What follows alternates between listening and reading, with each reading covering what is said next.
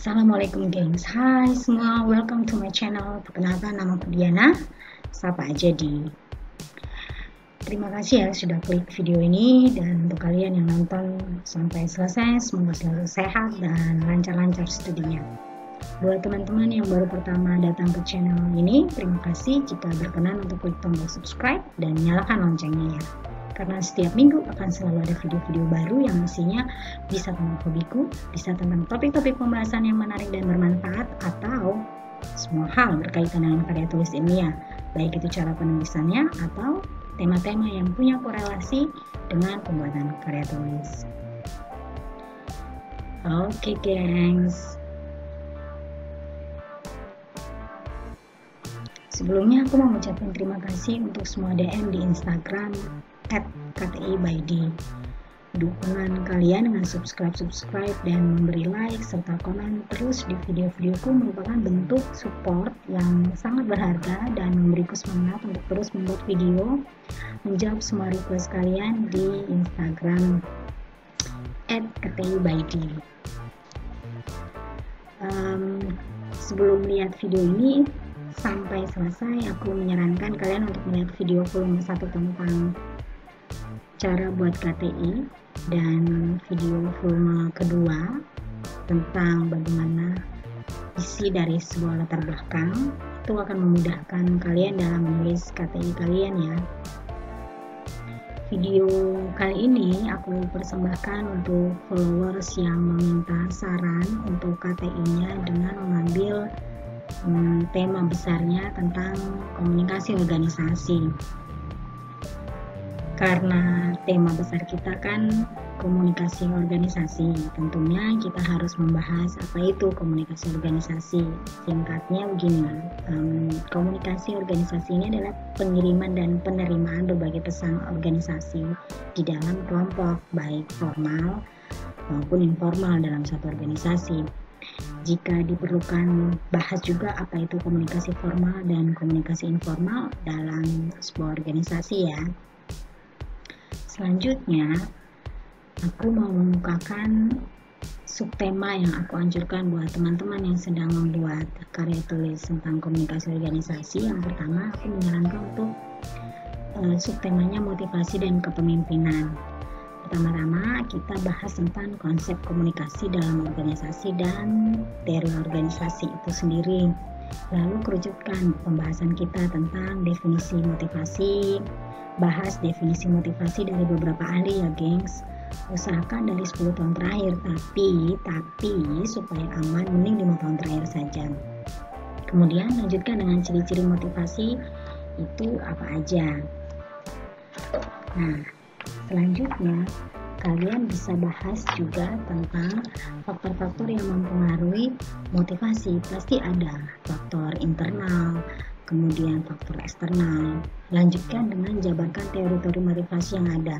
Karena subtema kita adalah motivasi dan kepemimpinan, tentu perlu disinggung juga mengenai peran dan fungsi pemimpin di dalam organisasi. Misalnya nih, peran yang bersifat interpersonal kayak apa, informasional kayak apa, dan pengambilan keputusan. Terakhir, aku sarankan untuk landasan teori dibahas juga teori gaya kepemimpinan. Jangan lupa apa yang disampaikan, tetap ingat ya, gaya kepemimpinan di organisasi yang menjadi lokasi penelitian. Selanjutnya, aku menyarankan untuk topik subtema kedua adalah tentang manajemen konflik. Tetap pertama-tama membahas konsep komunikasi dalam organisasi dan teori komunikasi. Kita kerucutkan pembahasan menjadi hakikat konflik, karena di mana-mana dalam sebuah organisasi pasti ada konflik. Di bagian ini perlu dijabarkan ya teman-teman pendapat-pendapat para ahli mengenai konflik. Jelaskan terjadinya konflik karena pastikan ada sebab dan proses, akan tetapi melalui step tertentu seperti apa ya, ada peristiwa kejadian sehari-hari, kemudian ada tantangan, dan selanjutnya pasti ada pertentangan. Nah, dengan pertentangan ini pasti ada konflik. Kemudian dilanjutkan pembahasan tentang jenis-jenis daripada konflik dan penyebab konflik, sehingga bisa dilanjutkan tentang pendekatan manajemen konflik. Dan di akhir bahas juga tentang model konseptual manajemen konflik organisasi. Yang ketiga, aku menyarankan untuk subtema yang bisa dipakai untuk sebagai judul KTI adalah komunikasi formal dan informal dalam jaringan komunikasi. By the way, aku pakai ini loh waktu buat tesis, tapi tahun 2013 dia udah lama banget. Tetap aja bahas konsep komunikasi dalam organisasi dan teori organisasi. Kerucutkan pembahasan dimulai dari organisasi formal. Dari organisasi formal persempit lagi ke aliran komunikasi formal dalam organisasi. Di sini bisa dibahas loh komunikasi dari atas ke bawah, bawah ke atas, horizontal, diagonal, itu kayak apa. Kemudian lanjut ke organisasi informal dan peranan komunikasi informalnya. Yang terakhir, aku menyarankan untuk subtema. Judul kalian adalah budaya organisasi. Menurutku ini subtema yang paling menarik dibahas dalam tema komunikasi organisasi.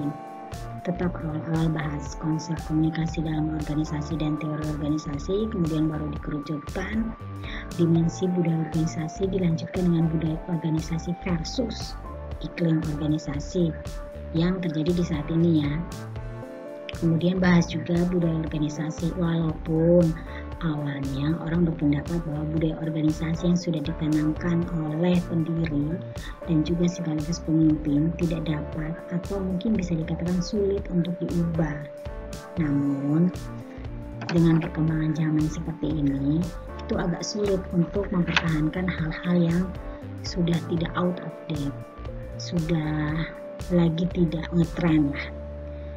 Perubahan dalam budaya organisasi sangat penting untuk kelangsungan organisasi tersebut di masa yang akan datang.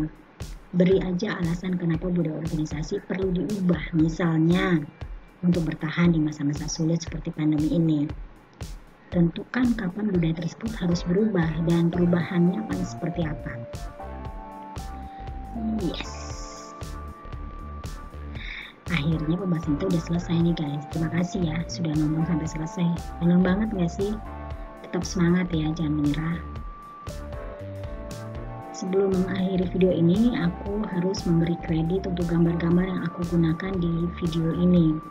Karena gambar-gambar tersebut sebenarnya bukan punya aku. Jadi aku akan menulis di slide-slide mana yang aku gunakan untuk video kali ini. Tak habis-habis aku ucapin ya, terima kasih sudah nonton sampai selesai. Oke guys, jangan lupa klik tombol subscribe dan loncengnya dinyalakan, dan jika video ini menurut kalian bermanfaat, klik like. Apabila masih ada pertanyaan atau request video selanjutnya, bisa komen secara asertif di bawah. Sampai ketemu di video selanjutnya. Bye bye. Thank you for watching ya.